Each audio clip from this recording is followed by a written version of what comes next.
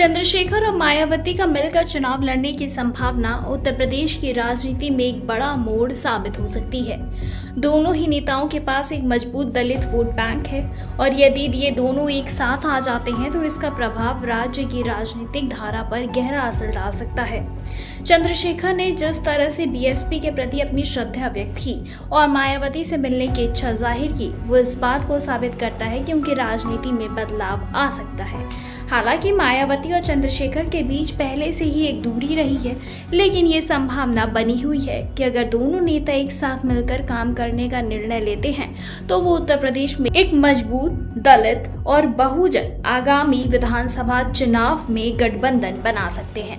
मायावती की नेतृत्व क्षमता और चंद्रशेखर के संघर्षशीलता को जोड़कर देखा जाए तो ये दोनों मिलकर उत्तर प्रदेश की राजनीति में एक प्रभावी विपक्षी गठबंधन बना सकते हैं। खासकर यदि वो दलितों, पिछड़ों और अन्य सामाजिक वर्गों के हित में एकजुट होते हैं तो इसका असर आगामी विधानसभा चुनाव में दिखाई देगा।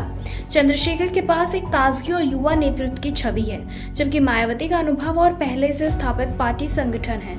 अगर दोनों का गठबंधन हो तो इससे न केवल दलितों के वोट बैंक में मजबूती आएगी, बल्कि अन्य पिछड़ी जातियों और समाज के दबे कुचले वर्गों का भी समर्थन मिल सकता है।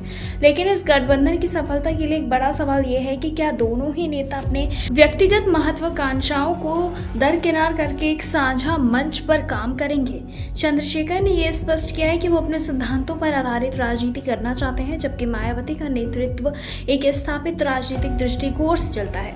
अगर इन दोनों ही नेताओं के बीच सामंजस्य स्थापित हो पाया तो ये न केवल 2027 के चुनाव में एक मजबूत संभावना बन सकता है, बल्कि इससे उत्तर प्रदेश की राजनीति में एक नया समीकरण बन सकता है। हालांकि ये भी देखना होगा कि दोनों के बीच विश्वास और सहमति का स्तर कितना गहरा होता है, क्योंकि राजनीति में गठबंधन हमेशा ही चुनौतियों से भरा होता है। फिर भी अगर ये गठबंधन सफल हो जाता है तो ये निश्चित रूप से राज्य की राजनीति में एक महत्वपूर्ण बदलाव आ सकता है।